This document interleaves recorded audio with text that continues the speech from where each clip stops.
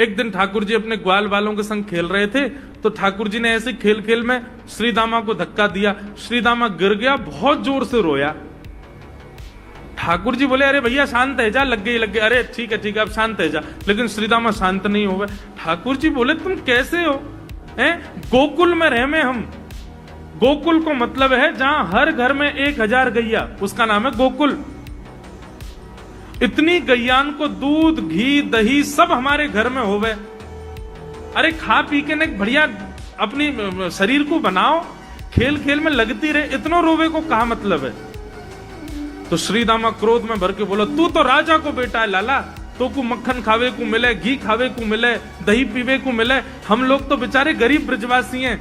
हम लोग जितना दूध घी दही बनावे सब कंस के लोग ले जामे हमारे यहां से। कंस ने ब्रजवासीन के ऊपर कर लगा रखो है, टैक्स लगा रखो है। कहा कि प्रत्येक ब्रजवासी को इतनो मटका भर के घी दूध दही सब मथुरा भेजना पड़े, हम लोग घर में ना रख सकें। क्योंकि कंस के सिपाही जब आके हमारे घर की तलाशी करें, यदि इतने मटका हमारे घर को प्रसारित हैं, वहां से ज्यादा यदि हमारे घर में मिल गए तो मृत्यु दंड होगा हमारा।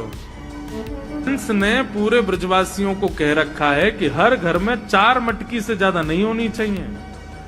उससे अधिक आने वाला दूध घी दही ये सब मथुरा भेजना है। और यहां हर ब्रजवासी के यहां 1000 गैया, और 1000 गैयाओं का जितना दूध घी दही होता है उसमें से 4 मटकी केवल घर में रहती हैं, बाकी सब मथुरा भेजना पड़ता है। या मारे लाला, हम लोगन को खावे पीवे को ना मिले, तू तो राजा को बेटा है, तेरे नंद बाबा तो कुल के राजा हैं, या मारे तो को तो खूब छूट है, हम लोगन को छूट ना है। ठाकुर जी बोले, ये बात है? बोले हाँ।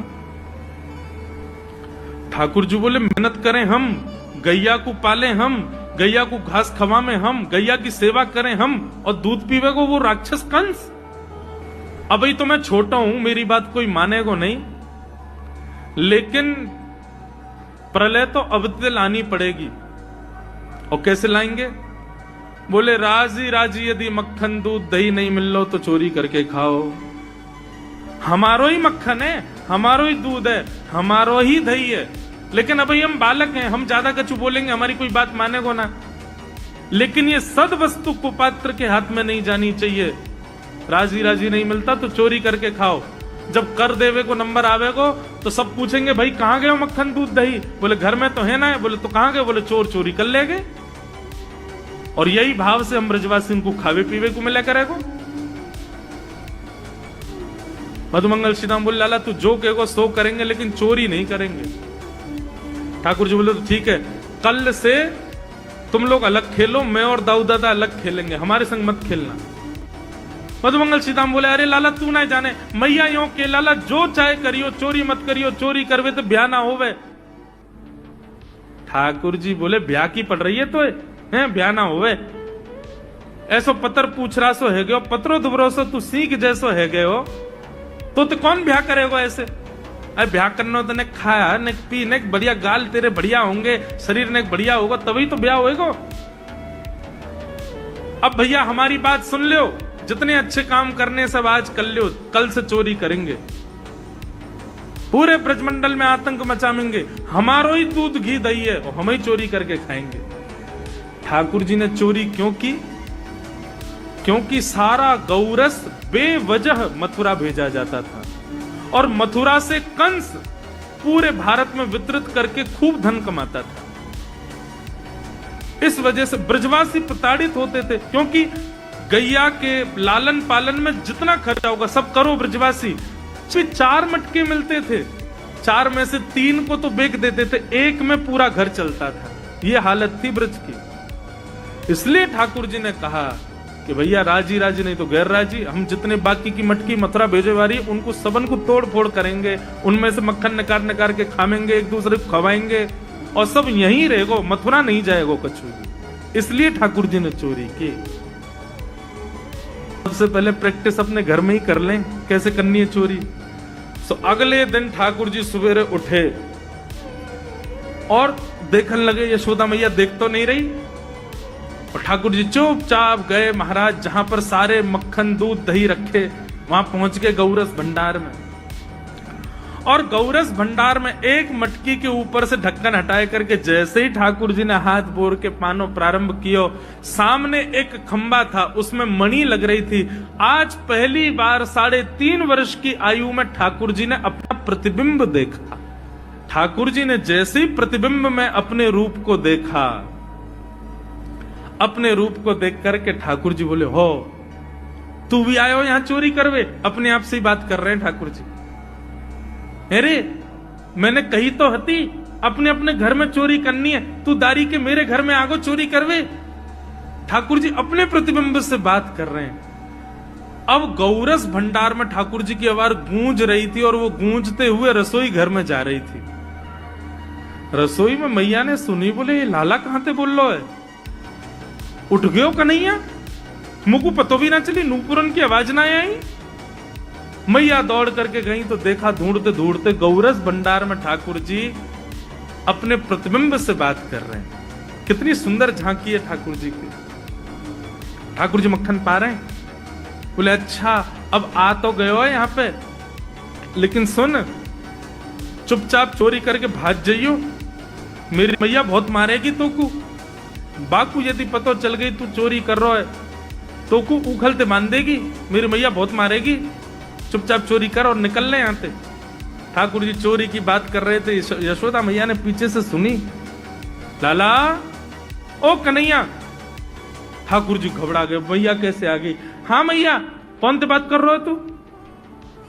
अरे मैया देख हमारे घर में चोर घुसायो है। अपने प्रतिबिंब को दिखा करके ठाकुर जी कह रहे हैं, देख मैया हमारे घर में चोर घुसायो, जे चोरी कर रहे हो हमारे यहाँ के मक्खन की, तो मैया को पकड़वे आयो हूं। नन्हे से गोपाल जी, बहुत मधुर लीला। मैया हंस भी रही है और क्रोध भी कर रही। बोले अच्छा जो चोरी कर रहे हो? बोले हाँ। चल याकू तो मैं पकड़ लूंगी, लेकिन जे बता तेरे हाथ में मक्खन कैसे लगो? तू तो याकू पकड़ भी आयो ना। अब मैया याकी मैं कहा बताऊं, तैने मेरे हाथ में पद्मराग के ऐसे बढ़िया कंगन पहना रखे हैं, कड़ूला पहना रखे हैं सोने के। जब मैं धूप में निकलूं ना तो धूप की किरण से मुंह को बहुत जलन है जाए हाथ में। तो कल मेरे सखा मधुमंगल ने मुझसे कही, बोले लाला जे जलन तेरी दूर रह जाएगी, तू मक्खन में हाथ बोर लियो अपनो, सो तेरी जलन दूर रह जाएगी। या हमारे मैया जलन हटावे के काजे मैंने हाथ बोरो है। मैया बोली अच्छा चल लाला, यहां तो तेरे जलन है रही और यहां मक्खन कैसे लगो? ठाकुर जी बोले मैया मैं अपनी जलन दूर कर रहा हूं। इतने में जन कहां से एक मक्खी आके मेरे मुंह पे बैठ गई। बाकू उड़ावे के काजे मैंने जैसे मुंह पे हाथ किया सो मक्खन मेरे मुंह पे लग गो। मैया बोली लाला तू चोरी भी करन लगो और अब झूठ भी बोलन लगो मुझसे। ठाकुर जी ने ग्वाल बालों से कहा भैया मिशन फेल हो गया, घर में तो चोरी नहीं कर पाए हम, अब दूसरे इनके घर में दावे बोलो। एक दिन महाराज ठाकुर जी का जब आतंक खूब बढ़ गया गोकुल में, सब गोपियों ने जाकर के मैया से शिकायत करी। बोले मैया अपने लाला को संभाल लियो, नहीं तो कावदना हम देख लेंगी और फिर हमसे मत कहियो कि तेने मेरे लाला से यूं क्यों कही। मैया बोली कहा क्यों मेरे लाला ने? गोपी बोली ये बस सुन लो और यूं बताइयो कहा ना करे तुम्हारो लाला। देख वे मैं 3.5 बरस को है, बाकी पेट में इतनी बड़ी बड़ी दाढ़ी है, बाकी मतलब बलवान है कि सब जानकारी है या कुछ छोटो बालक मत समझियो। गोपियों ने जाकर के अपनी अपनी दुख दर्द सुनाए मैया को। मैया बोली अरे भैया मेरे लाला को मक्खन की कोई कमी थोड़ी है, मेरे लाला को दूध की कोई कमी थोड़ी है। मेरो लाला चाहे तो मक्खन से नहावे, दूध में नहावे, इतना मक्खन दूध दही मेरे घर पे, तुम्हारे यहाँ क्यों चोरी करेगा? अरे कई बार बालकन को अपने घर को भोजन बढ़िया ना लगे, दूसरे के घर को बढ़िया लगे। अगर बार ने तुम्हारे यहाँ के नेकात मक्खन खा लिया तो वहां इतना रो क्यों रही हो? मैया आपको अपना